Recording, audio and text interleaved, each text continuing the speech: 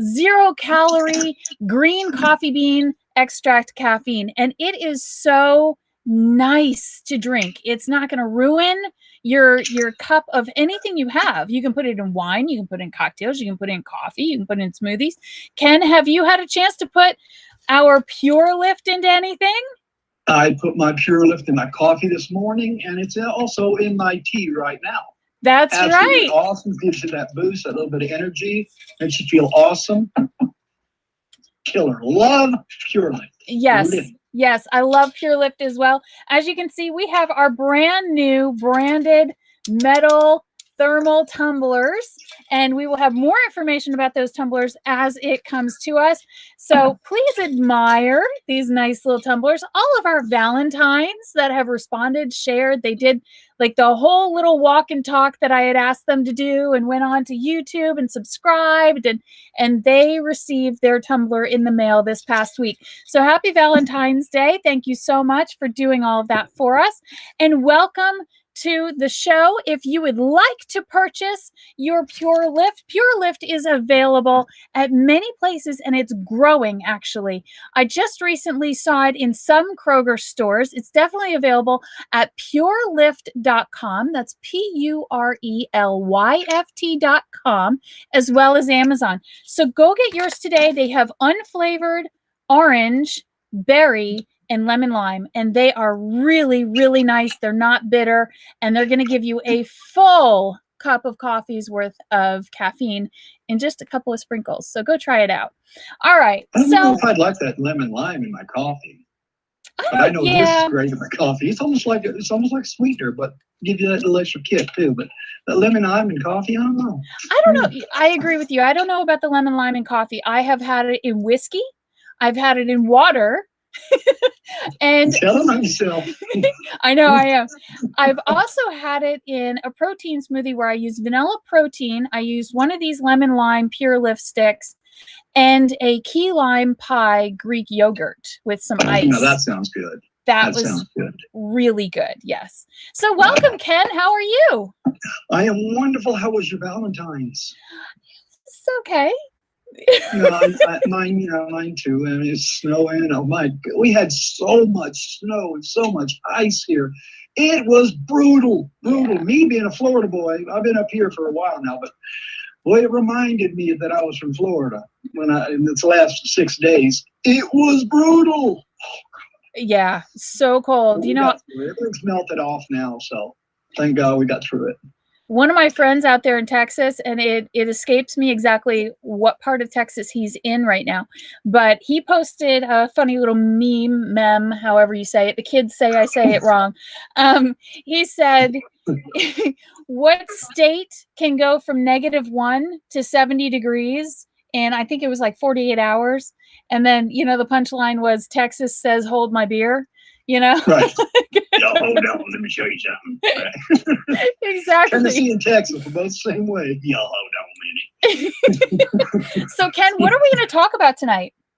Well, you and I have been in the business a long time. Me, much, much longer than you, because I'm obviously much, much older than you. But a lot of people in the past, say, 10 years, have been asking more and more and more, how do I get in the business? How do I get my son in the business? How do I get my daughter in the business? And I say, don't do it. It's a trap. Don't do it. Run. Join McDonald's, Burger King, Disney. No, I'm kidding. A lot of people think that it just happens and you go see a talent agent and boom, you're in movies. That's not how it works. So that's what we're going to talk about. Yes. And I have my whole laundry list here written out in my notes of number 1, like I've totally numbered them. What comes first, what ends up, being as last. And on my list for what comes first, and we'll compare lists here and then we can figure out where we want to begin. But on my list, it's literally decide to work what's first, right? Like it's the mental conditioning of saying, I know I have talent. So how do I begin? And that's a big question that a lot of people are chewing on. And I know you get a lot of questions about it. I get a lot of questions about it. And that's how this show was born. And then my last one is the reality of income versus expense, your overall ROI for the average actor, not the 0.1%, great, huge, wonderful actors that are out there that are booked in your every George single Clooney's and your Ray Liotta's, yeah, exactly. And they're, they're the 1%. Let's give them a whole percent because they truly are. They're the 1% of all of us. So where do you begin in what you think? I want to be in the business. Okay, people say you want to be in the business. That's such a mouthful. Yeah. It's either you can't be in the business. The business has to be in you. I mean, as a kid, I wanted to be a fire truck. But as I got older, I started seeing Red Skelton. I absolutely loved Red Skelton. I thought he was one of the most entertaining people I've ever seen on the face of the earth. And then I saw Bozo the Clown. I started watching these things, and I was watching the people that were watching the shows in the audience more than I was the actual shows. Like, let's say, Dialing for Dollars or Let's Make a Deal. You watch the audience. And I thought, look how happy those people are. Look how much fun they're having. And that's what made me want to be the guy that made them happy. But when you look like this, you're always the guy that eats somebody else's watch. I'm not the comic relief, although I've always wanted to be, It's whether if you want anything bad enough, you can get it, but you're not going to go from A to Z in a year. This is a lifelong commitment. It's not something that that is going to be easy to do because it's not. You both know it's not easy. You have to devote yourself 150% and believe in yourself more than anybody else believes in you. Am I not right? Oh, absolutely right. Absolutely. I would say in the very, very beginning, I knew I loved to entertain, that I have two core sides of my personality. And there's something that you hear a lot about just in the comedy world of, the guys who play like huge palladiums and stadiums and just the big guys that when people go to meet them in real life, they're unexpectedly subdued. Because Absolutely. They have those two sides. They can turn it on and they can turn it off. And I knew from when I was a little kid that as a very, very young child, I was either very subdued or I was very precocious. And you bring a camera out and I was very precocious. And me and my friends, we would take, just a little radio with a cassette where you could record on the cassette, or we put a piece of tape on the top where you could record over an actually really good cassette that was my brother's that, was like priceless and had to keep, but I recorded over it. And we made our own little radio shows and we performed that way. And we put on plays and we performed for other families in the neighborhood. And that's just what we did. So I knew. It's a wonderful segue. It is a wonderful segue, to bring it all the way around, I knew that two things had to happen. It had to be the right place and time. And as much as I would have loved it to be when I was 5, it wasn't the right place and time. As much as I could have gone after it at 18, still wasn't the right place and time. It wasn't the right place and time for me until I was 36 years old. Right. Well, fortunately, but see, you've got something a lot of us don't have. You've got spectacular looks and an amazing smile, and your talent is absolutely fantastic. And I cannot believe that you hadn't been discovered a lot sooner than you have. My biggest thing, you were talking about plays and theater. Yeah. I joined the children's theater when I was very, very young. Of course, I was doing music when I was young too. My father was in a gospel group, and I grew up in the gospel church doing music, playing drums and singing. But I also was really big into acting and in local theater. And there's Cocoa, Florida. You can look up the Cocoa Village Playhouse. It's been there since the early 1900s, and I got the chance to perform there, as well as the theater in Titusville, Florida, where I did Ransom of Red Chief, the Don Knotts, Tim Conway play, got kind of like the Apple Dumpling Gang type thing, where we end up kidnapping this kid, and he calls himself Red Chief, and I'm the Don Knotts character, and he's gonna like scalp us and everything. We ended up having to pay the grandfather to take the boy back. So I mean, it was a very funny play. I had a ball doing it. It took like six or 8 weeks to completely practice it and get it right, and learning your lines and learning your spots and playing with the people, acting like there's a camera there, but and learning how to play to the camera, but you're not playing to a camera, you're playing to an audience, which I always found was awesome, because in the whole month that we ran that play, every single night, we would get that big laugh in a certain place, but then you get these other laughs in other places, and you could tell how much people loved it. So I say community theater in your hometown is an amazing tool to put in your back pocket, and do it a lot, do it often. I was Scarecrow in The Wizard of Oz. I was in Cactus Flowers. I was in Greece. I was Kaniki in Greece. Again, like I said, Ransom of Red Chief.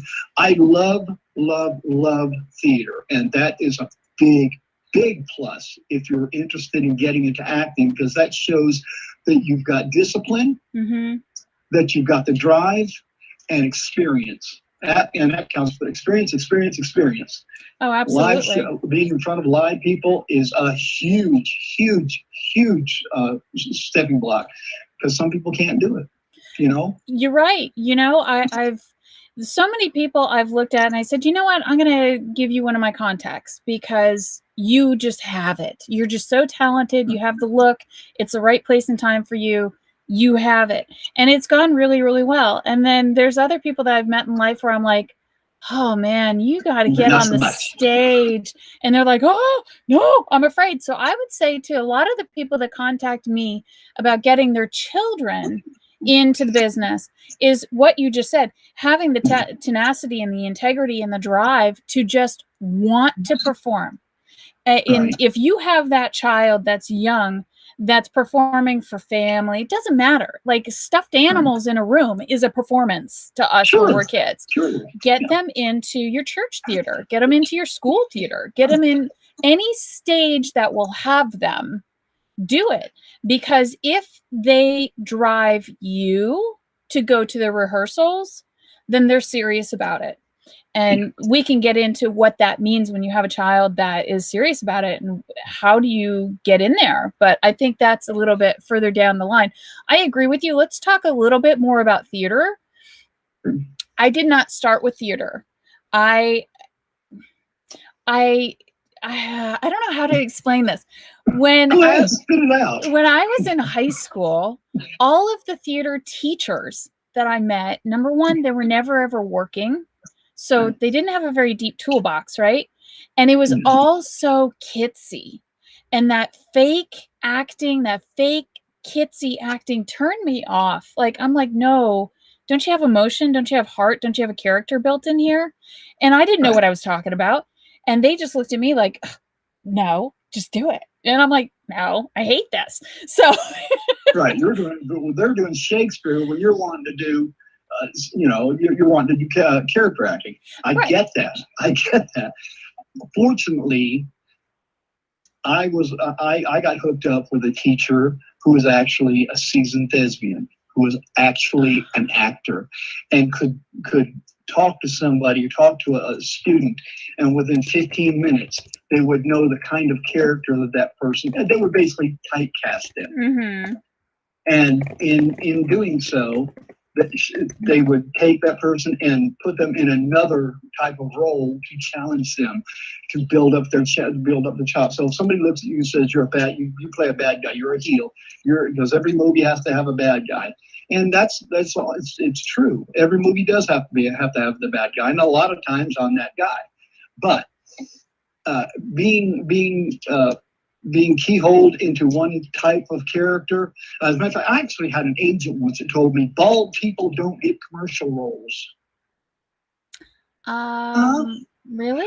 What It about? wasn't even 2 weeks later I started seeing all these bald people on TV, and I wanted to call it. By that time, I'd gone to another agency, but Yeah, Mr. Clean. He's like the hottest guy in commercials. But he's not real, Ken. He's not a real human being. He was in the beginning. I said it myself, but later on in life, she saw that wasn't actually true. Like, I wouldn't be able to play in a 50s movie because I'm bald.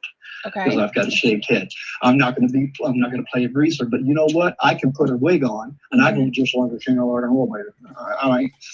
Acting. This is not what you're getting. You're getting what's in here. You tell me what you want, you're going to get it. Right. But that is something that has developed over many, many, many years. You know, me as an entertainer, as a singer, I would perform, as myself, as, say, Prince, or as the Blues Brothers, or as Weird Al, or as Michael Jackson. I would become that person for that song.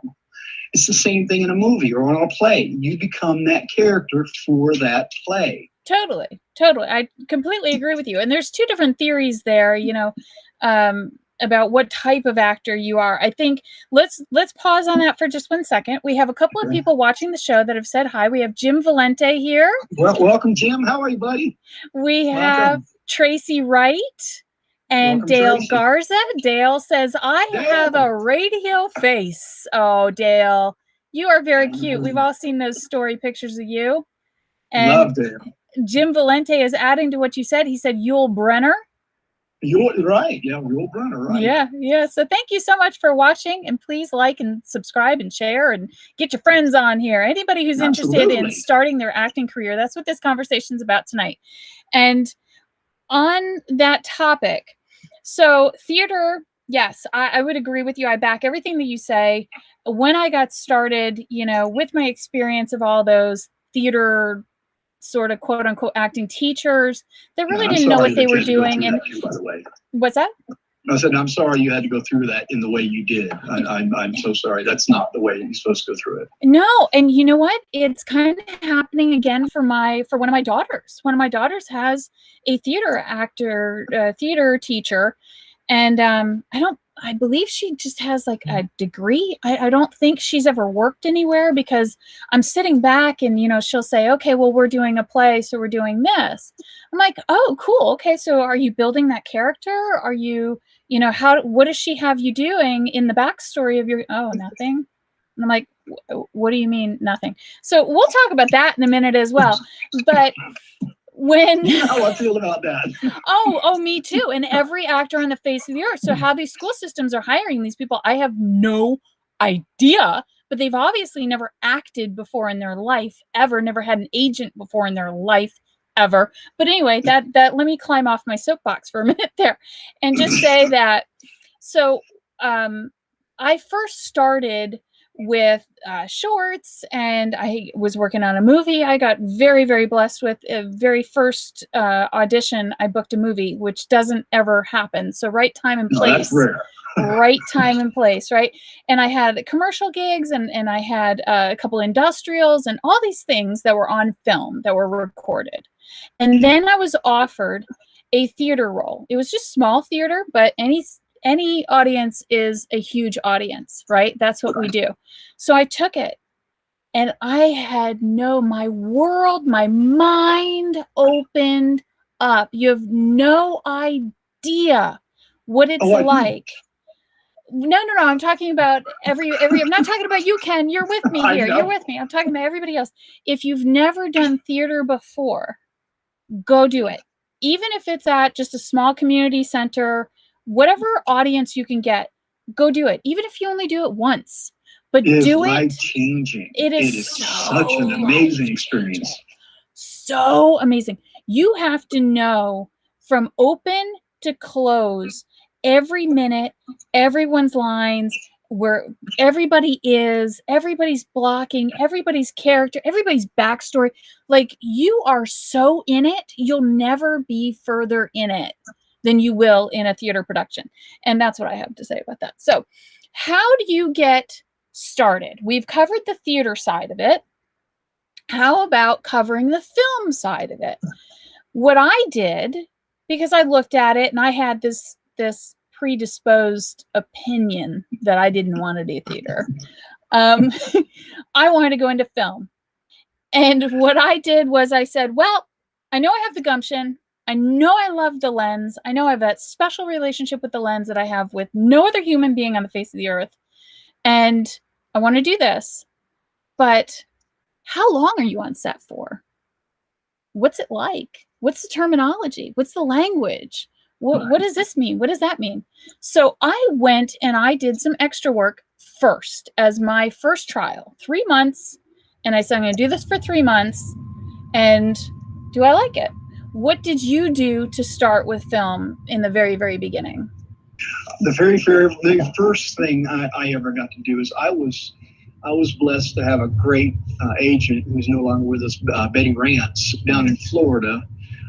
She was a Universal artist down in Florida, and she used to see me perform at this little place called Off the Wall in Orlando as Weird Al Yankovic, and I would perform as him live on stage in these lip sync contests.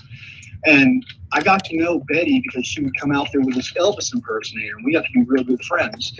And she asked me if I would be interested in doing a little bit of television and movie type work. I said, let me think about that. Yes, please, and thank you. So my first real work in the theater or in television or in movies was also as an extra, but I got to be a little bit closer because I was Jason Robart's stand-in in Parenthood. Oh, cool. With Ron Howard and Keanu Reeves and Rick Moranis, Mary Steenburgen, Steve Martin. It was one of the most incredible experiences I'd ever seen in my life, and I was right there in the thick of it because, and the reason I was Jason Robart's stand-in because we were both the same size, same height, and the same build. So they put me in this certain place, and they get the lights and everything all ready and get the camera ready to go, and they say, okay. And I come out and they say talent, and they bring Jason Robarts, and he'd do his part. And then they'd say, okay, cut, and then stand in, bring me back in, and do marks and everything, and bring me to another place. So I got to hear all the terminology, see everything that happened on set, and I was on set for hours and hours and hours, which is not the norm. However, as extras, and extra work is really, really good to do too because it gets you to learn a lot about the terminology and what actually goes on behind the scenes. That's a really good tool to have in your back pocket too. And you get to meet people that way too. But as an extra, you get to be on TV, but as a person in the background, as a stand-in, you don't get to be on TV. You're just there to get the lighting and everything. But fortunately, that led to several other TV things that I got to do.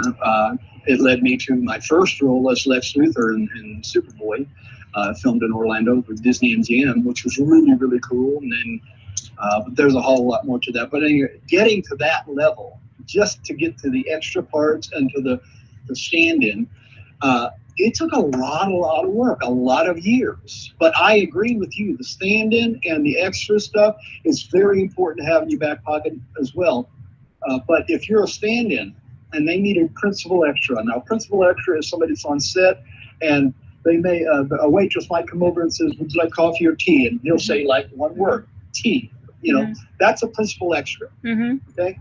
Yep. If you get to know these people and you do it enough, you may get the opportunity to say, okay, he's got this cool look, and this cool vibe about him. We're going to put him at this table right next to the star, and he's going to be a principal extra, which gets you a little bit more money. Again, gets you into the eyes of the public and to the eyes of the producers and people like that, and more agents. So it's all in where you're at. It's all a roll of the dice and a lot of luck. But you have to believe in yourself enough to take that first step and not be terrified, because it's a terrifying experience if you're not ready for it. Like I said, if you're going to be in the business has to be in you. Yes, and you know what? I want to add to that point in saying confidence. You know, when I started, I quickly made some connections, And I said, okay, what are you doing? Like, how did you get started? And they would point me in the right direction. I have queued up in just a moment. I have a website that I use for anywhere here in the Southeast that will list all of and only big budget work. So you're not only getting the very, very best creme de la creme experience.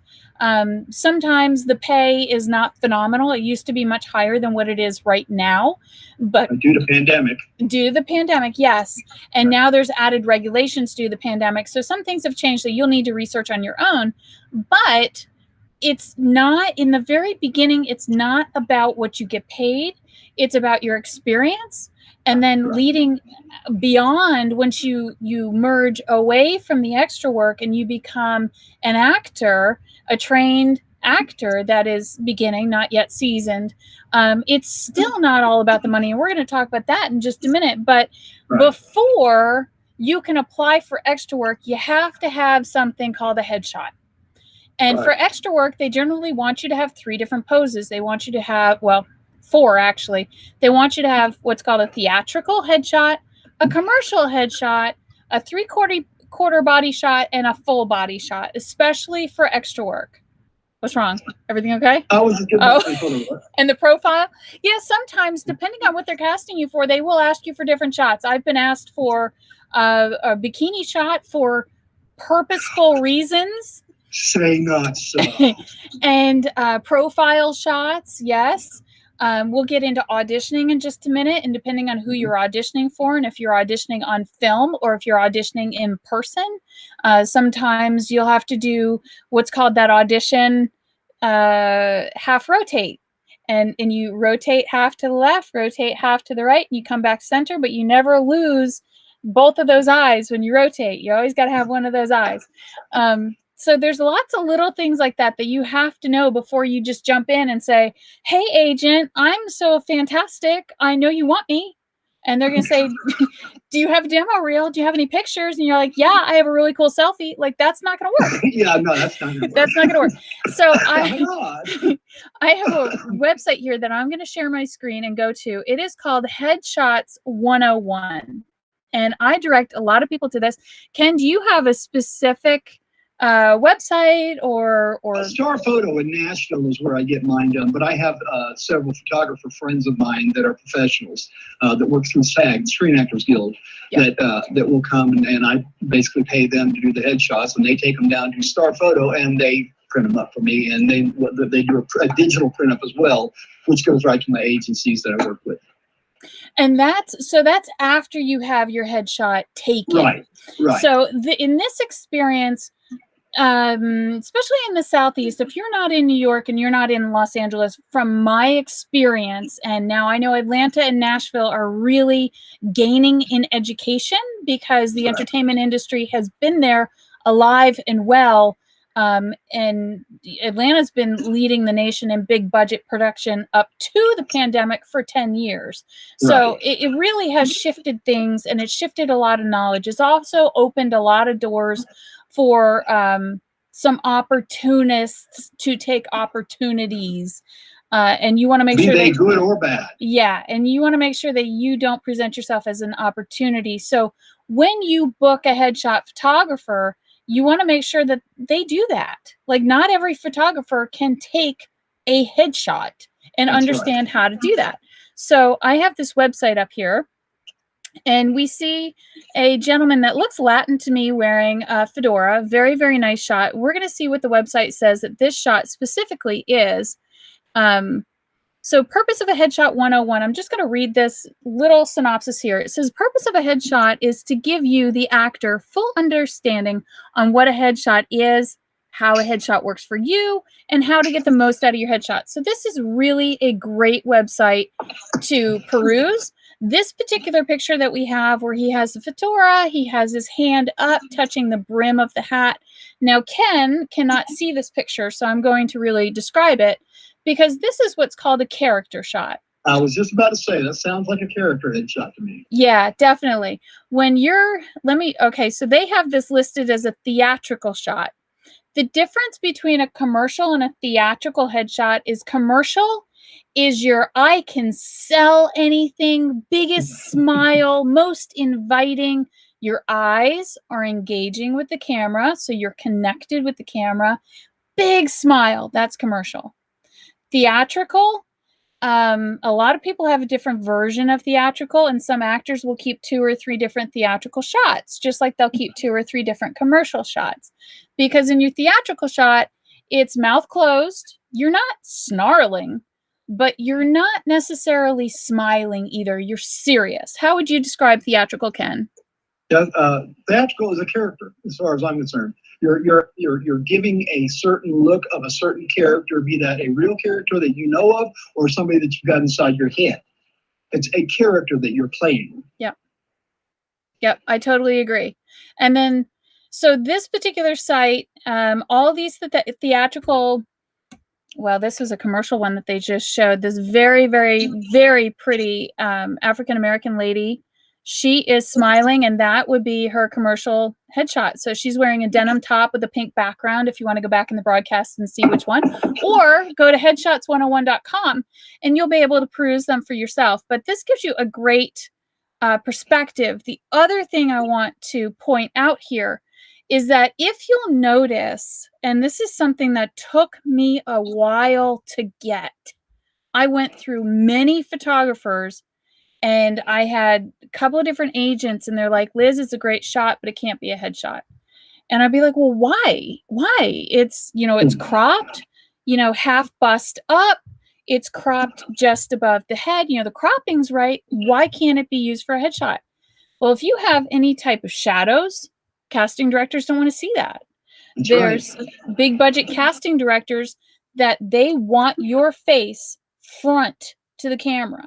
They see both of your eyes. They see how symmetrical your face is. Sometimes that's very important. So, you have to be able to see both eyes clearly. You have to be able to make a relationship with the camera. What are some of the other things, Ken? Also, you're hitting on absolutely perfect for headshots as they are today. But back when I was first starting, your headshot was from here to here and here to here. That was your headshot. Then you had your bust, and then you had your full body. Yeah. I think what you're calling a headshot nowadays is basically what we're in the camera right now. What you see me right now. You're calling that a headshot. When I came up, this was basically a headshot. It was just from just below your chin to the top of your head. That's what they wanted to see, straight on. Right. They wanted to see exactly what you look like. Through the years, it has changed to this, and I can completely understand that. I do. And then you've got your full body shots. These are very important tools to have in your pocket. And the thing about it is, if you've got blue hair, electric blue hair in your headshot, guess what? You got to keep your hair blue. Yeah. If you want to use that headshot. Yeah. I would say strip down to your bare face, a little makeup, make your hair the way you do every single day, the way you think it looks the best, and that's what you dress like. If they see something they can work with, they can say, oh, I can put a wig on him, I can put a scar on his face, I can shave that goatee off, and I can make him look like Lex Luthor, or I can put appliances on his head, and he could be a great devil. Or I can put a wig on him and he'd be a great leading man as or a doctor or whatever. Be very careful what you present in your headshot. Make sure it's real to life, it's true you. And if it's a commercial thing, again, make sure it's tasteful, make sure it brings out the real you and it shows personality. Totally. Absolutely. And, to go off of your excellent points, to add to them, women and men look at makeup a little bit differently. So when you're going in to have a headshot taken, ladies, this is just for the ladies, you want to look as natural as possible. So what does that mean? If you're 20 to 35 or 20 to 30, all right, let's just parse it apart in a decade there. You have natural color in your face. You have natural color in your lips. Your eyes aren't necessarily going to have bags. You're not going to have wrinkles. You're not going to have all these things that older women do struggle with. So what you want is maybe a little tinted moisturizer, a little powder so that you're not shiny, chapstick, maybe just a touch of mascara, a touch of eyeliner. Just hide the eyes. That's it. Yeah, very, very neutral, because here's what I would love for you to know on the other side of that headshot. On the other side of that headshot, you have a casting director who is never, ever going to let you do your own makeup and hair. Like, that's not going to happen. So they look at that with the team. And if your headshot has all this contouring and this great lipstick and it makes your lips look fuller, and you're taking it with, you know, what's it called? A filter, and you just look so great, they can't work with that. Yeah. Because they're going to look at it and go, she's wearing too much makeup. I can't tell if she's got a filter on or not. So therefore, I don't even know what the heck she looks like. Next. And they'll just and glamour shots are out too. Yeah, don't ever think you can use a glamour shot as a headshot, because that is a super serious rookie mistake. No. Right. And for example, so you want your natural hair color, you want your natural hair texture. That doesn't mean just wash it and let it dry. You know, you can pull a straightener through it, you can curl it a little bit softly, but keep everything soft and clean. No harsh cleavage, none of that kind of stuff, unless you're going for a hardcore, like you want a character role, and you got to show that you can pull that off just with your natural body. But most casting directors, there again, they have the makeup team, they have the wardrobe team to take any 105-pound woman and make her look busty if they have to. Absolutely. That's their job. For guys, be comfortable wearing a little bit of makeup, because the camera doesn't like shine. So for you, Ken, what would be your regimen for makeup for headshots? I have a lot of shine here. As you can see, being a bald head, you have a lot of shine. As you can see, like right there, I can point at it. I can see it. The dark circles under my eyes, okay, very, very dark. Right here, also very dark. And I'm actually using a light ring here. So I've got a lot of a natural light going on here. But on me, my makeup is usually just a little bit in here, a little bit of lightener here, a little lightener up underneath my eyes, and a very light coat of powder. And on my lips, again, like you said, a little chapstick or something, just to accent the lips a little bit. My ears, they usually put a little bit of powder on that also, because I'm like a Winnebago with doors wide open. But anything that is going to shine, you want to put a little bit of powder on that. And again, if you get when I have my pictures taken, there's a person there that has the makeup and they do all that. But when you're starting out, you have to know what's too shiny, you have to know what the casting directors are looking for. Normal, everyday, run-of-the-mill Joe that normal. Yeah.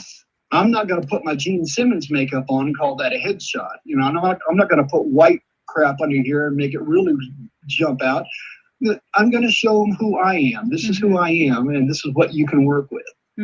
Sometimes I don't even put any of the makeup on, simply if I've had a good lunch or a couple of good days and I've gotten enough sleep, I don't need it. But sometimes when you're inside the house for 6 days because you got 4 feet of snow outside and it's freezing cold and 12 degrees and you hate life, this is what happens.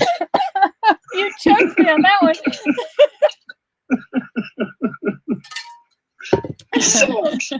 Live is live. Live is live, folks. Live is live. That's exactly right. Honestly, that was one of the funniest things for me to see on set, being, just so doe-eyed and Bambi, green. I hopped on that little set that I had no clue what I was doing. And I'm like, why does that guy have a makeup compact? And I figured out real quick why. It has totally been a crash course, and I'm glad that I did it at the point in life that I did, because I had both eyes, both ears totally connected with what was going on, where I think if I had gotten into it too young, I probably would have been too naive to so many of the points I really, really needed to know. So that's what I think we could say about headshots. And then Absolutely. once you have headshots, so I'm going to bring to the show what I sort of teased everybody over. I said coming up in just a moment, and here it is. So this is a sweet little nugget that somebody turned me on to, and it is called the Southern Casting Call. And let me see what it looks like up here. All right, so the Southern Casting Call between you, me, and the tree stump outside. This is how I found most of my extra work because it's all big budget. And yes, here, okay, so I'm going to climb up on a soapbox again. Extras are so important. They make your scene.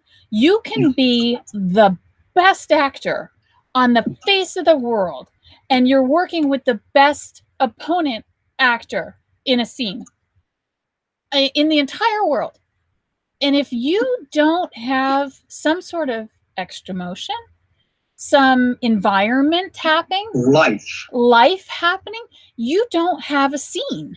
Right. So always be mindful that if you stay at extra work because you really enjoy it. I have many friends that have stayed there for years and years and years because they love meeting the big actors and actresses in the industry. Being here in Atlanta, in Nashville, we've had a chance to meet a lot of them, and you make amazing contacts because these people are real and they're nice. And the ones that have made it up to that, 10 to 1%, the very elite class that is working all the time. And I call them elite because that's a huge privilege to be in this industry, is working all the time. They will come over and say hello. As long as you don't act like an idiot, there's no taking pictures with them. You can't act like a fan. It's a colleague, and so this is where I found a lot of my great extra work, and I was bumped on a lot of that extra work. That was my other sign that it was the right place and time, because every single extra gig I had, I was either featured or principaled, and it was amazing. Well, imagine that. Well, again, look at yourself. They knew that you had all this background, everything you had done, because you had to fill out the paperwork to do it. You asked them. I know that when you tried to log on to there, they asked what experience you had. They asked everything that you had done, and you put that in there. Then you add what you look like and your whole personality and the person that you are. You add that on top of the fact that they've chosen you to do this extra work. They know you're professional. They know you've got a drive. They know that you're committed. And when they see that, that's typical to get bumped into a principal or in a principal extra role. It's typical. Well, it doesn't happen to everybody. It doesn't happen to everybody, but it can, as obviously it has. You're right. It doesn't happen to everybody. That's why I took it as a huge sign, because I would look around and I'm like, wow, I'm around a lot of people that have a lot more experience than me, and they have a great look for the scene that we're doing. And that's the other point. Like, I want to take a moment, time out, because this point that just came to mind, I don't want to lose it, and I think it means a lot. No matter if you are good looking in your mind and your perspective, bad looking in your perspective, ideal weight, overweight, muscular, skinny, when you're creating something that is on film, it's life. So that's right. I really always challenged whenever I heard, oh, sweetie, you're not 25, you're aging out. There is no such thing, because until the end of time, we will always be telling stories with the younger female, with the younger male, and with the older male. And it's open for everybody. So I want to take a moment to encourage anybody at any walk in life, in any looks and features. Right. If you want to do it, go do it, because there's a spot for you. Yeah, it doesn't make any difference what you look like. I think what you're trying to say is it doesn't make any difference whether you're 120 or 325 pounds. It makes no difference what you look like. If you have that drive in your heart and you want to be an actor, you've got the business inside of you, there is a role out there for you, be it an extra or whatever. I mean, watch TV nowadays. You see it. You see real life looking people that look just like the person that lives right next door to you, or in that apartment building down the street, or that person that works at the mall or at the grocery store. It's real life.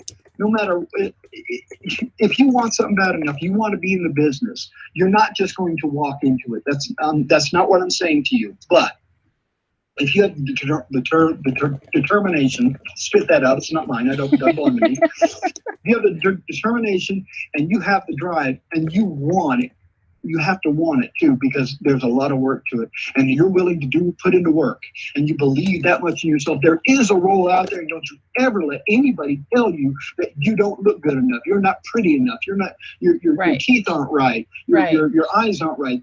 That is bullshit. And I will say that outright. There is no such thing as you don't have the right look. Oh, absolutely. There are a billion people out there, and every single one of them has a certain look. And that any one of those looks can be in any movie or any Lifetime television show, any horror or love story, rom-com. Just there's no such thing as the beautiful people anymore. Yes, they're there, but that's not the way the world works anymore. Oh, you're absolutely right. And I don't think that's how... I mean, the world was definitely being shaped that way. All the leads and everybody that you saw most of the time in the screen, let's call it from 1995 and before, they all wanted to be, ideal weight. They just looked perfect on film. And it was until recently, so it's much later than 1995 now that I think about it, we've really embraced health, and health based on a human perspective. And we're adding it into our film and television, which I think is wonderful, because not all film and television is just one creed and religion together, talking together. Like, we all talk to everybody. We all look different.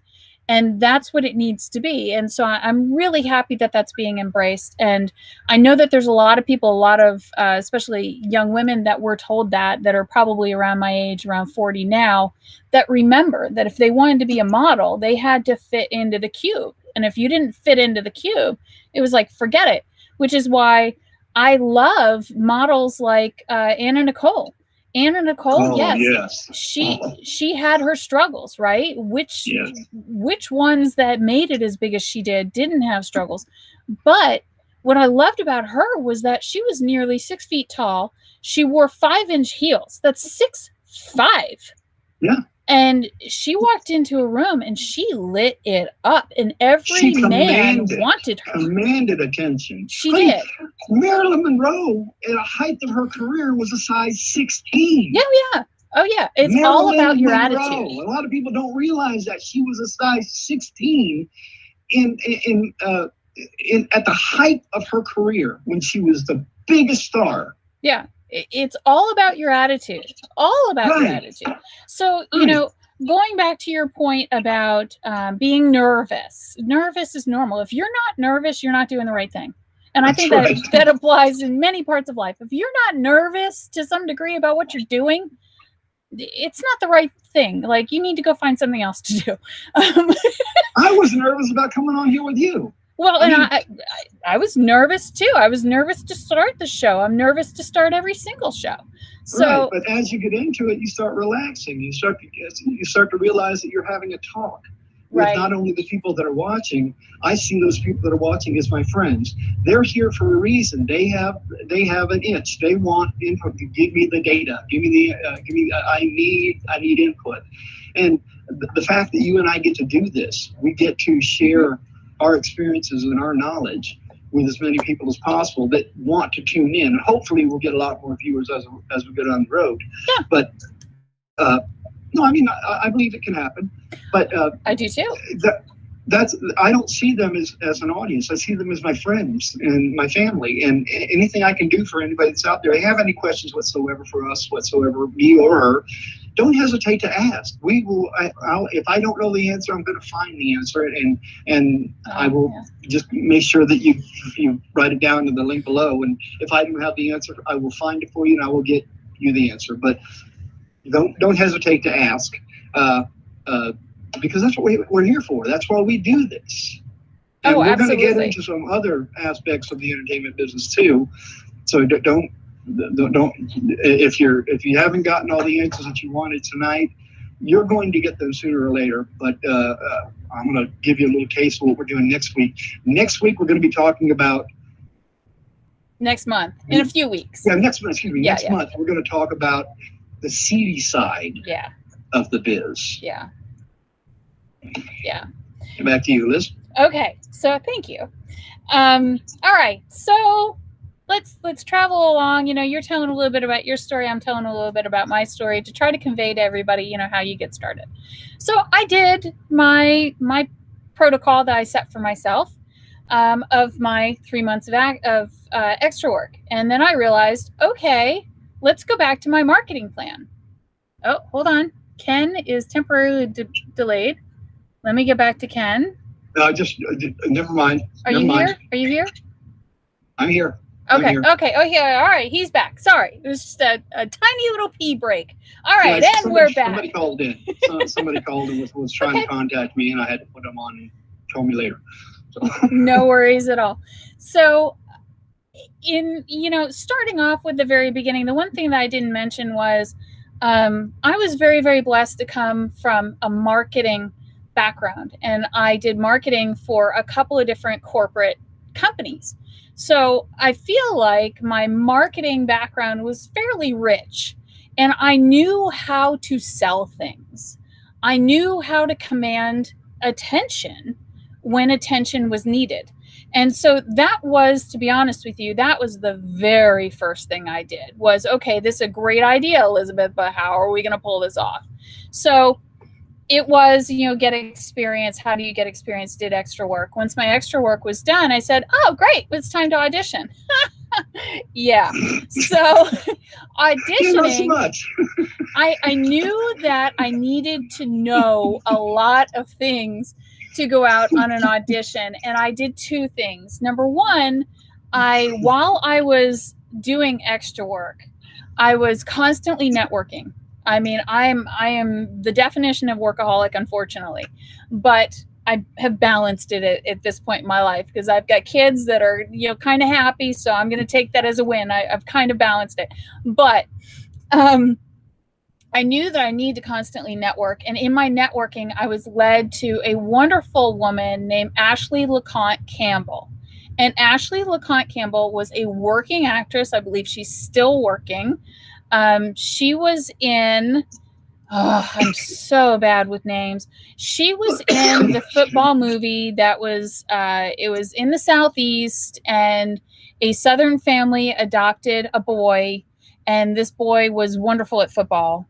And The Blind Side. Thank you very much. So she was the dark-haired lady that had to play really straight up, she had to play a racist because this was a white Christian family that took in an African-American boy that did not have a family.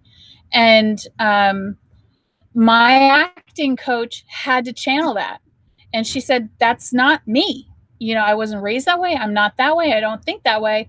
But to get into character for that movie, I had to be that way. I remember her. She was sitting at the table when they were having lunch. Dark hair. She has a dark hair bob. Yes, she's a wonderful actress.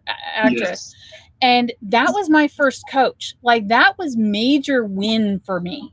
Huge win. And it opened my eyes. I'm like, wait a minute. Like, she knows what she's talking about. She does this every day. She auditions every day. And she instilled in me so many things I needed to know. And she looked at me the first day I came in, and she had me do, a couple lines or whatever. And she's like, acting's not a challenge for you. You've got this. You have to harness your energy and learn how to audition. Those are your two weaknesses right now on day one.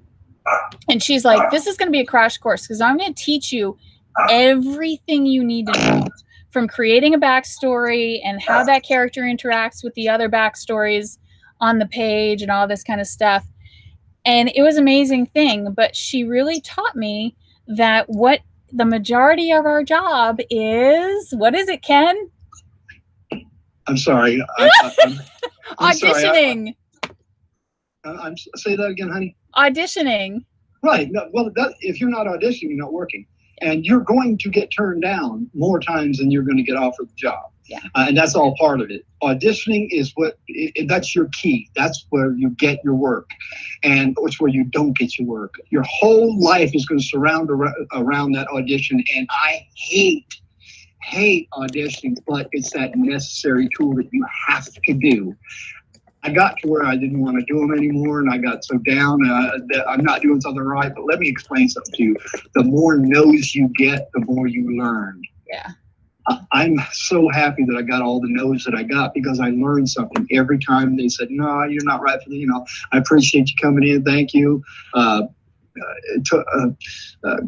You learn more from failing than you do from succeeding anytime. Right. And believe me, I've failed a lot, but again, I've learned a lot too, which got me to where I am now and got me the gigs that I've got now. Like she said, 90% of what you're going to do as an actor is auditioning. The rest of it, when you get the part, the rest of it comes easy. Oh, totally. And once she said that, I utilized her greatest ability to me. And her greatest ability to me was to teach me the fundamentals on a very battering ram kind of high speed pitch. Yeah. And she did that, and I was able to catch all of her pitches. And then I made more connections, and I was in Nashville. And I ran into a beautiful man who is my close friend today, is James DeMont. And James DeMont is such a lovely guy. He really is. And he also, I have his name up here. I'll pop it up so everybody knows how to find him and the spelling of his name, because he's offering virtual coaching at the moment. And he's a great coach. But he was going to Tim Phillips. And Tim Phillips was in the Southeast, and then he moved out to Los Angeles. And now I think he's still in Los Angeles. I'd have to check because I haven't talked to him in a very long time. But I've heard he was still in LA. Yes. And he wrote a book about auditioning. And his perspective is that is the job. Our reward is to get to act in front of a camera and be recorded. Exactly. And you can't put it any more plain than that. Yeah. That's exactly right. You work your butt off to know how to audition.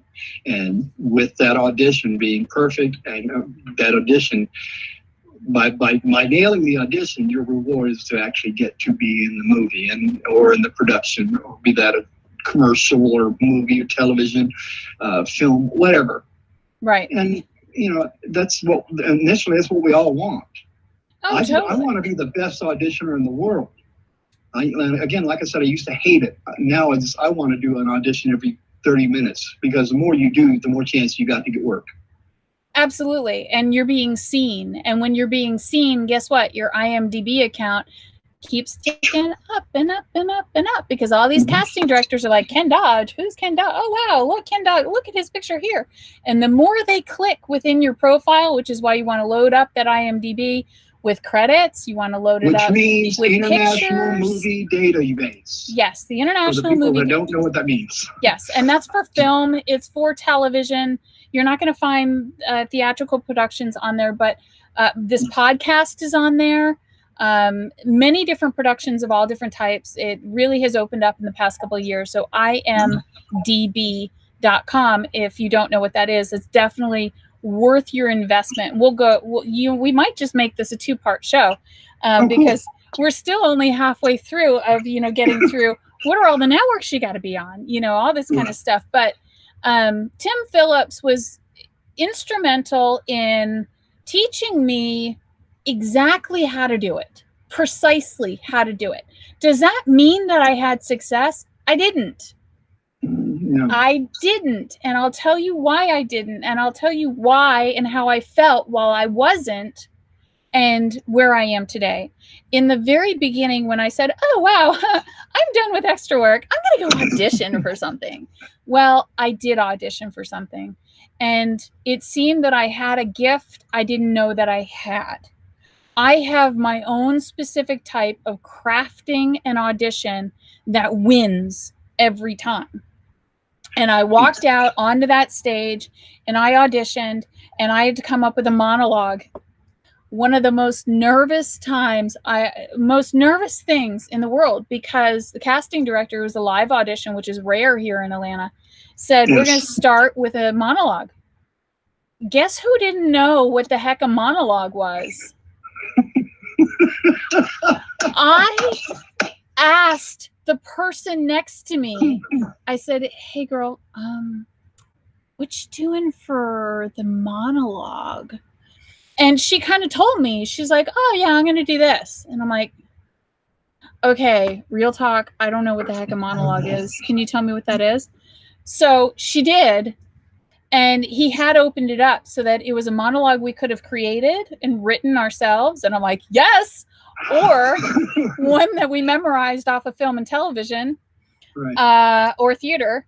And so I went with something that I had made up. And to my surprise, with all my weirdness, the casting director had his eyes on me the whole time because he didn't know what I was going to do next. That's because neither did I. I had no clue what I was going to do next. So, and then we read lines together and we auditioned, and it was a cold read, and it was a very interesting experience, and I booked it. So then I nailed it. I went back to Ashley Campbell and I'm like, Ashley, I booked it. She's like, oh, that's great. How many lines do you have? I said, I'm in 23 scenes. She almost hit the floor. She's like, all right, well, buckle up. We're going to go through this script. So my story is very different from everybody else's story, and everybody else's story is going to be very different from the other stories. And so I kind of, until I met and really got together with James, which was probably about a year after I booked my first project, I was doing my own thing and I was booking all of them. And then I started working with the true professionals of how it's supposed to be done in person and on camera, because, you know, some of your auditions, if you're lucky enough, you get them in person, which has lots of advantages. Some of them are on film. A lot of them today, you have to record your own, and that's on film audition, which has huge disadvantages to the actor trying to make connections with the casting director. But so I started working with James, I started working with Tim, and I booked nothing. And I was really irritated. I was really frustrated, and I couldn't figure out what wasn't working. Like, I knew everything about eye lines. I knew everything about lighting up the right scene.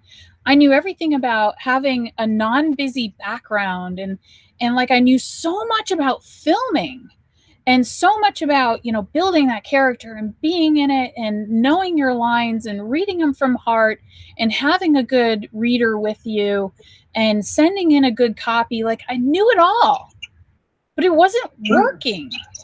I know. Because it happens. Even though it was technically perfect, it took away from who I was. And I had to get back to saying, okay, I have to give props and respect to these guys because they taught me how to do it right. So now I can be me and keep all those things in mind. And I'm diabolical. Right. It's like making a cake. Yeah. You have all the ingredients that you need to make an absolute perfect cake. And if you make that cake and you serve it to somebody one time, they're going to think it's fantastic. If you serve it to them 100 times, they're going to be like, oh, shit, it's the same old cake. But if you take those ingredients and put a little bit of yourself, a little bit of Elizabeth Cooper, the ditzy blonde, and then the Elizabeth Cooper, the doctor, or the Elizabeth Cooper, the southern redneck, and you mix them all together and you present that cake, it's got a little more spice, a little more pep. You know, it's putting yourself into the role as well as what they're asking. Mm-hmm. bringing life to the character. Totally. Through your eyes and what you believe. Yeah, absolutely. I mean, you can do every single thing right, and it may not. The casting director may not be looking for somebody that is 100% by the book. This is what we want. And if you don't go put yourself into it, that they're going to think, well, if they're not going to put anything into it here, then what makes me think they're going to put anything into it on set? You know? Right. I know exactly what you're going through because I went through it too. I mean, I was cornholed as this bad guy, the prodigal bad guy. That's all I was, until people started realizing that I had a little bit of humor to me. That's how I got the part in the Secret Handshake with Kevin Sorbo and a bunch of people. But anyway, because they saw a little bit of a comedic thing in Between Rock and a Hard Place, where I played an acid rocker lead guitar player, comedic. You know, of course, I changed my look. And if I hadn't put a little bit of myself into those auditions, I wouldn't have gotten them, because they would have just seen this. Right. And this is not what every single film wants. You have to become the character, put yourself into it, add yourself into it. You have to want the part so badly that it becomes you. And if you don't get it, it's okay. It's okay. Don't quit. Don't think it's something that you didn't do right. Don't think it's something that you did wrong. Go back, relive it in your mind, and go to the next one and do that, and then some. Or, ask yourself, what can I do to get this part? Or just pay attention to what they're wanting. And then, like I said to you, and you know this, Elizabeth, it's like I'm talking to a choir. Putting yourself into the role and wanting it bad enough, sooner or later you're going to get it. You have to have a bunch of no's before you get a yes. And fortunately in your position, you didn't get hardly any no's. Oh no, I did. You got a yes, but then after that, you saw a bunch of no's coming. Like, what the heck have I done wrong? Yeah. So you get it. Bunch of no's. And you know what? But I never gave up. And I was lucky. I think if we're to break this segment up into a second hour, maybe, I don't know, what you doing Friday night, Ken? I'm right here with you Friday night. All right. Well, let's come back to it Friday night. And we can pick up with, demo reel. The genres of acting is a huge mouthful. Talk about agents, managers, fees, union versus non-union, and your ROI at the end of the day. But that doesn't mean that we're done here yet, because we haven't talked about acting classes and coaches and things like that. I know you had a different experience as I did. And that, and then good advice and bad advice. Some of the auditioning advice, I started the right way, where I was listening to James and I was listening to Tim, and these are two proven people over the years. And then I'm like, okay, well, let me diversify. What they're teaching me isn't working, because what I didn't realize was I wasn't putting in a full cup of me in with their teaching. So I was stepping in my own way in that sense. So I started listening to other people, and some of the other people gave not great advice. And one of the worst advice I had heard was, well, make them want more. Right? We've always heard that saying, make them want more. And in my ditzy brain at the time, I thought that meant, oh, okay, well, don't bring all your energy. Like, reserve some of it, because they're going to see what you're doing. And they're going to want to call you back and say, now give us the whole thing. And no, they ain't got time for that. No, they don't have time for that. That was the dumbest thing I could have ever thought in my life. So, of course I burned a couple of those doing that. And, then some of the other ones, they get really creative, where these scenes are pretty in depth, and you have props, and you have to know when to use a prop and when not to use a prop. So there were a lot of different things, but each one of those times I learned something. And may it have been as simple as having patience with my reader, which is tough. Which is tough, because readers in my experience were all family members that would read. And yeah, mine were friends or band members. Yeah. You're like, Yes. can't you act like it's real? Right. And you know, if they couldn't act like it was real, I said, okay, well, just straight shoot the lines. Like they're not judging your acting. I've got to put that in there for you and carry you. I just need those lines read. Like, and when we would have to do take after take after take, and maybe I would mess up on my line, like get all the way through it down to the last 2 words, and I'd like switch the 2 words when I knew that this casting director was married to the script. Yeah, and that's tough. And so some of them will give you a little bit of free reign to not go word for word, and then there are some of them that want it exact word for word. That's how I wrote it. That's how it was supposed to be done, and I will not take anything less, which is tough. It's tough. It's tough. It makes it hard. It does, and we can get into the next segment. I remember being on set. I was in Los Angeles on set, and it was a small production, but they had made it very clear that they were married to the script. I'm like, okay, cool, not a problem.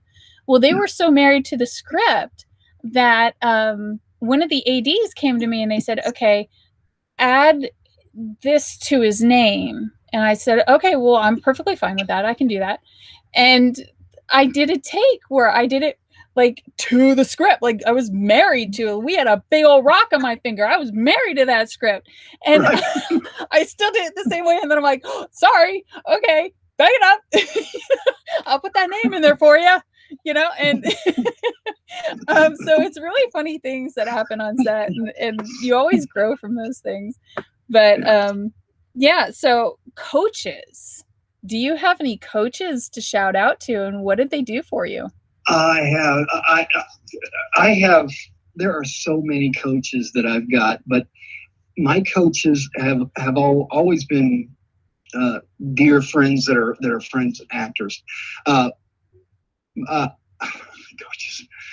I don't use it. You use the word coach, and I can't see it as being a coach. I see it as being a well, you had mentioned the Watkins College. Tell me a little bit more about College Watkins College is one of the most amazing organizations around here, because they're now teamed up with Belmont University, and Watkins College will put out auditions to different talent agencies and say, we need we're making 15 student films, and we need people between the age of this and this to come in and audition at this time. And they'll open up auditions for like 3 days, ages from 5 to 55 in different type roles. And you can audition for like 8 different films at the same time, no matter what. But the men audition at a certain time, and there's at Watkins College, there's a whole theatrical wing of that college that's a stage that has like 9 stages in it, and you can go from stage to stage to stage, or set to set to set auditioning, and then you do personal auditions.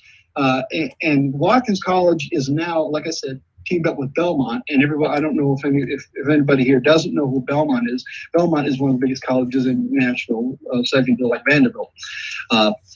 But there's a huge production and movie and commercial film industry section to Belmont University, and Watkins College was by itself at one time, but Belmont saw what Watkins offered, and they came together. And a lot of my friends that were doing filming, like Dustin Marcelino, he was a Watkins College student that went into directing, and he's the one that did. I don't know if you remember The Identical. Yes. Where I played the drill sergeant. Mm-hmm. Dennis Marcelino was the director of that movie. Wow. So he went on to do several different things. He did Tavexagos, where I also was in a movie, that movie with him. It was his very first film. And then that was back in the 90s. And then when we did The Identical with Ray Liotta and Ashley Judd and Joe Pantoliano. Mm-hmm. And great so film. big, huge stars. And it was a great movie, but he started out at Watkins College, And these people go on, and he was like a coach to me, because what he did was he told me, Ken, this is what the character is, but I want you to reach into your bag of tricks. You being a police officer, you being in the military, you being a sergeant. I want you to bring that character to life. By the way, instead of saying just what's in the book, I have to have you come in from 40 yards that way in the hangar, and you need to yell at the guys as you're walking up here, which is going to be like 50 steps, but you have to say something the whole way up here. I don't know what it is, so you're going to have to make it up. But when you get here, I want you to start delivering the lines. So that's the difference between being married to the script and going off script and giving you free reign. So you heard what she was talking about, being married to the script with a great big old ring and things like that. Those are people, they don't want you to add anything else to it. But some directors, they want, like I said, they want your heart, your soul. They want you to bring that character to life. Yeah. And they'll give you, as long as you deliver the lines that are in that and you deliver them exactly the way they want you to deliver them, some of them will give you that little bit of free reign. But as far as coaches go, I think a lot of the people that I've worked with as actors and or as producers, and my friends at Watkins College, I'd say those were my biggest influences as coaches, as far as coaches concerned. So I totally agree. I think to add to that, it's also how much they know you, the relationship you have with them. Exactly. And trust. That trust has to be there. So if you look at some of the greats, like Robin Williams, he's one of the greats in my heart in the thespian world. And he was someone who was known to have such a strong natural talent that so many directors would just let him go. They would do, they just do a cut where he's just not a cut. Gosh, my brain's starting to fall asleep. And action. Yes. Yeah. So, they would film that scene to script, and then they'd film it again, and they would just let him go and see what they get out of him. And so many times you could see that spark in his eye. You could see all that light, because he was no longer trying to remember his lines. And in so many great interviews with him, he was very candid about, I really have to practice my lines. I really have to make sure that I've got it down. I know what's going on. I know how to add to it, but it was kind of a focus thing for him. He had to rein that focus in and say, this is what I have to say. And as you become more seasoned, you know what you have to hit on. And this is a little secret of being able to ad lib in your script, is that you got to know where you are, who you're with, and what your objective is. What are your wants and what are your objective? What do you want to get out of the scene? What do you want to get out of the words that have to come out of your mouth? And in the English language, if you study it, when we're having a conversation with someone, it's generally because we have an idea behind these eyeballs, and we have a want. We want to get some information, or we want to hear something back from a person that we're talking to. And so if you hit on those points, those would be your points. You hit on those points in a very liberal production where the director knows you and says, we don't have to be married to this take. Thank you. That's the word. Thank you. Take. We don't have to be married to this take. Then you're saying what you need to say. Number one, stay on your points so that you don't lose the other actors around you. But the best part for me is I always start and I finish exactly the same. You start with the words that are supposed to start, and you finish with the words that are supposed to finish. That's exactly right. Your sentence. That's the way that you don't confuse the other actors around you, and you keep them on their point. Because with a weak fellow actor, they just know they know the line, like they just know the lines. And I am not supposed to be here until 3 o'clock. Yeah, and if you don't say, "Did you bring the dog in?" They're confused, and you ruin the whole scene. So, and you don't know all the time exactly what the repertoire is of the other actors around you. So you don't want to confuse them. But if a director knows that you have that gift to be able to ad lib, make it more interesting, blow some life into it, Right. and you're able to carry your fellow actor into their next line and their next want and objective. And then like, You oh do my that. gosh, the frosting on the cake. The frosting on the cake is when you try that and the actors that you're working with can do it too.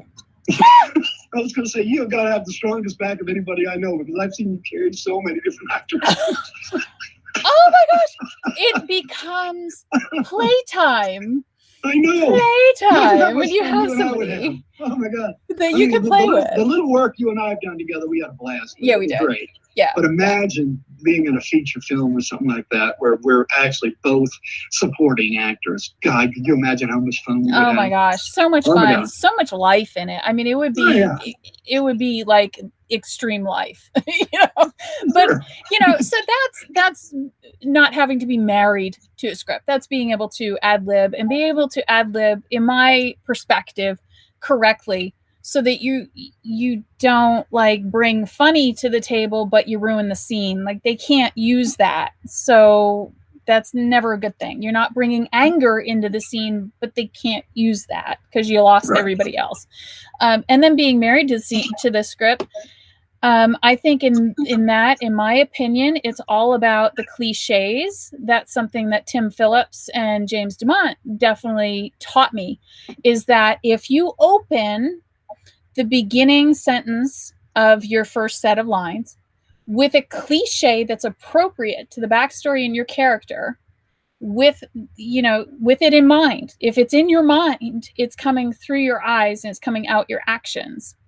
So, if your cliche is, here we go again, well, no matter what those words are that you're supposed to say, it's of course not going to be, well, here we go again, but whatever those words are on the paper that you're supposed to say, you're going to say it exactly in that tone, with that energy, with the body language to boot. And you're kind of ad-libbing on the back end, but you're making yourself stronger. Right. It's just, there was a class that I took, an acting class that I took, that was called Speechless. I'm not sure if you've ever heard of this before, but you're given a piece of paper and it's got a scene on it. And you're to walk on stage, and if you have somebody else with you, if it's two characters, the two people that are going to do the scene together look at the piece of paper, and then they go on stage, and you don't say a word. You use your body to relay the message that's on that piece of paper, which is really, really a cool exercise, because sometimes it's pain, sometimes it's happiness, sometimes it's overjoyed, and sometimes it's anger, sometimes it's infuriation, sometimes it's pain, and getting to make your body and your eyes and your mind, your nose, you're using every feature of yourself to bring a message across. Not just the words, but knowing how to say the words with your body without saying a single word is an amazing exercise. And I know you know what I'm talking about. I do. Coming out and saying, do you think you're the best baseball player on this planet?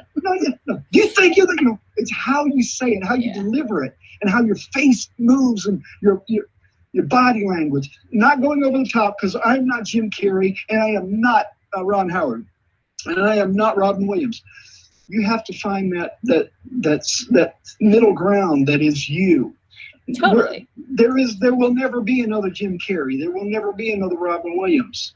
That's been done, and I got heart palpitations just by watching those guys in mask and all that. I thought, how the hell does he do that? I know. And I remember back in the days of In Living Color. Oh, that was so good. And right? we'll get into that with the genres. But oh my gosh, the genres of it. And I wrote down your quote while you were speaking, "Using Bodies to Speak" by Ken.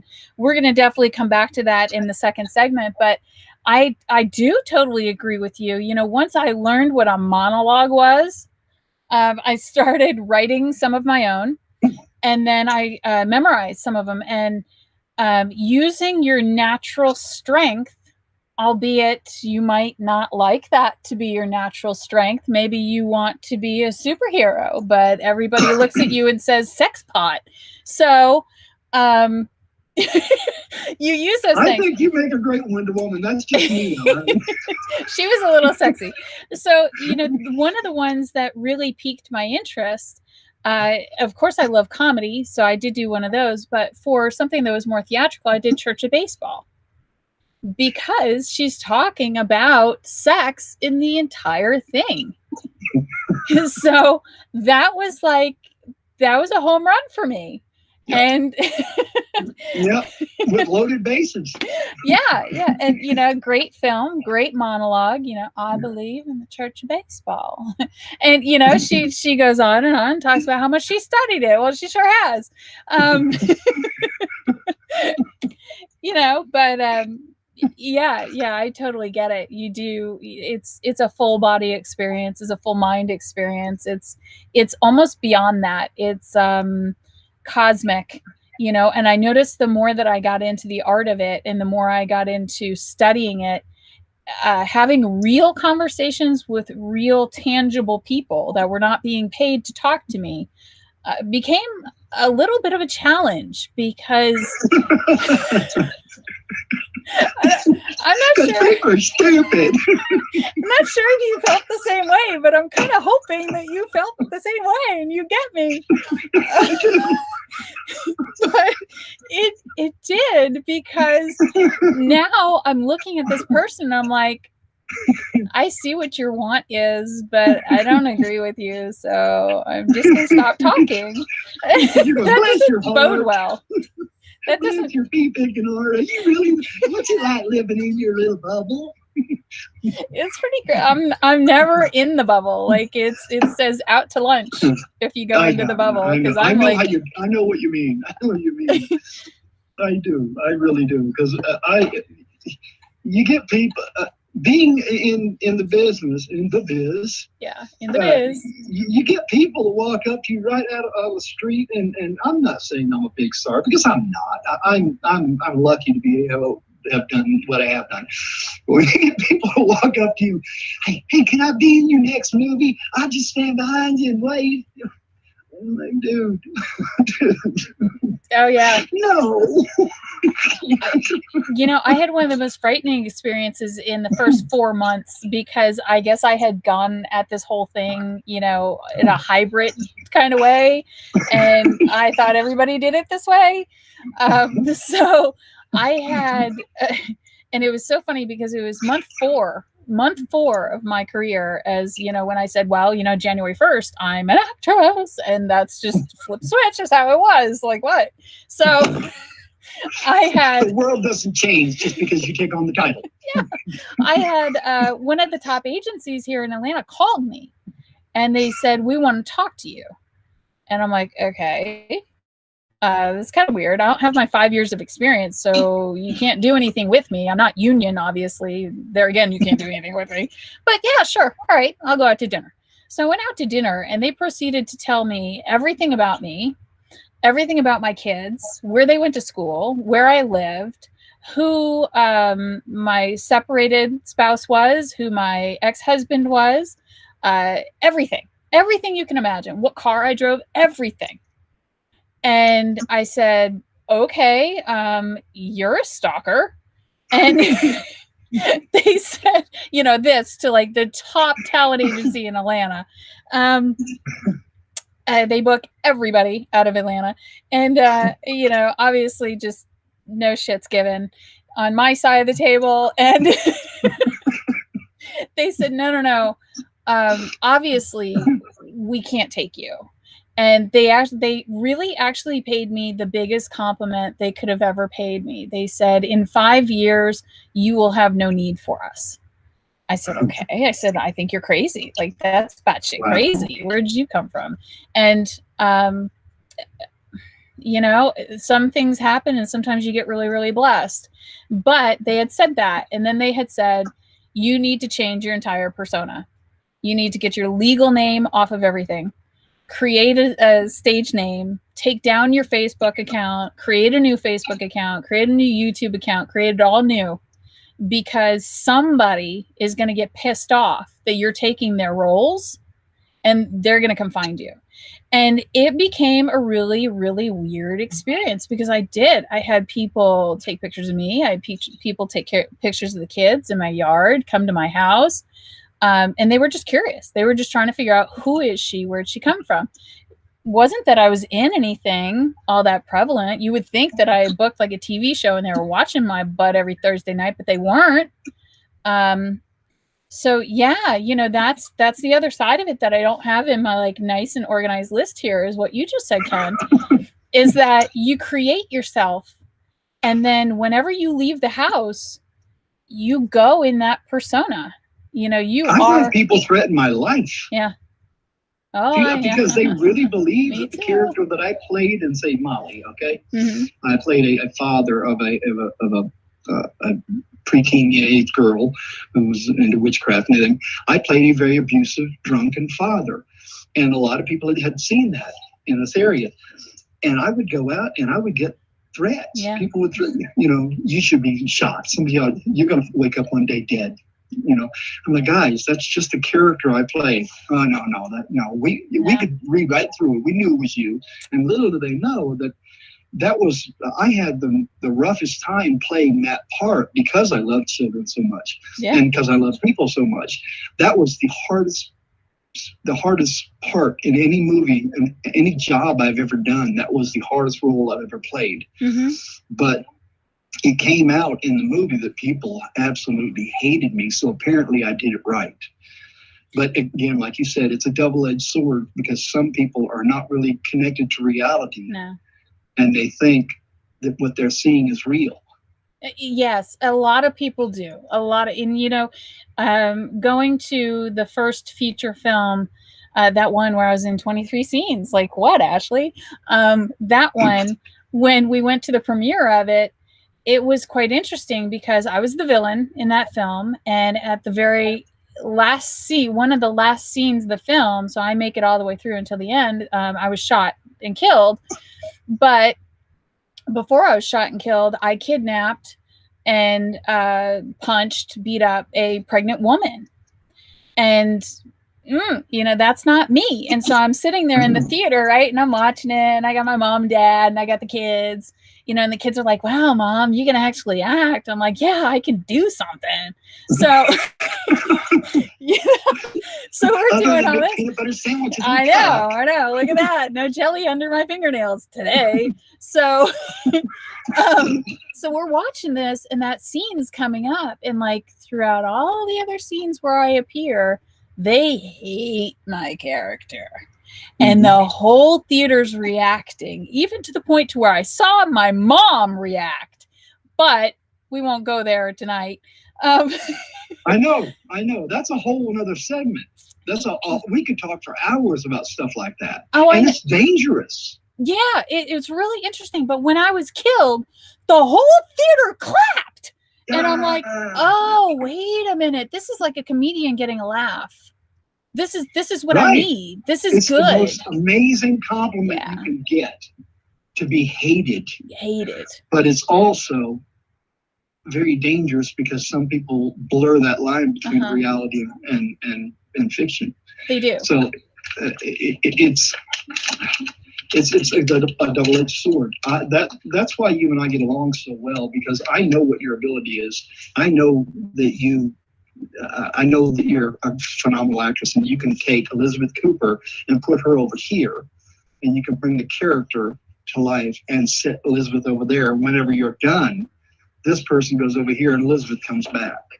Yes. And if you can do that, there is nothing in the business that you can't do. Yeah. And that's why I think that's what you and I are, why we're so kindred spirits, because totally. I live to be that other person. Yeah, we're sociopaths. Totally. That's a really good way to put it. I'm kidding. But when you say that, there might be somebody out there going, "Oh my God!" I'm kidding. It is an art. It is totally an art to lift up. Being in the business, having the business in you. Yeah. That's the whole theme of the show, is being in the business, you can be in the business, but you have to have the business in you first. Yeah, absolutely. If I say nothing else in the whole show, if you're going to be in the business, make sure the business is in you. Yeah. Yeah. And, with your point of saying that, people would ask to be acting with you in your next film or want to take pictures with you. I know you've had that experience. And I don't mind that. I love my fans. I love them very, very much. But I just want to make them realize that there's reality and then there's not reality. Right. Absolutely. And we're always walking that line. And what I came to realize is that the moment you flip that switch and you begin entertaining, no matter how little or how big it is, and a lot of people equate that to, how much money are you making at it, that kind of stuff. There are no small roles. There's no small roles, and looking at it just for the money is the wrong way to look at it. But also, if you're entertaining people and they're engaged with you, then yeah, they are going to know who you are. And it is the best marketing tool on the face of the earth. As an actor, we're not always booked on gigs. So you create your own. And that's a beauty in itself. And we can definitely get into creating your own, because the more you market yourself, the more you've seen, the more you book. That's right. All right. What else, Ken? We've been talking for 95 minutes and counting. Well, I think it's time to wrap the show up and pick it up Friday night. I think so too. All right. So and I think everybody needs to be reminded again about the lift. To go on the lifts.com, purelift.com, order that. Do yourself a favor. Go to www.purelift.com. Order these sticks. Put them in your coffee. Put them in your tea. Put them in your drinks. It will give you that boost that you need to get you through the day and make you feel good about yourself as well. If you have any questions whatsoever for myself or this beautiful lady right over here, send them in to us. We'll be happy to answer your questions, and don't be shy, because we're here for you. Thank you, Ken. That was awesome. I didn't have to do a single thing. You ran with it. See, I love working with you. I absolutely do.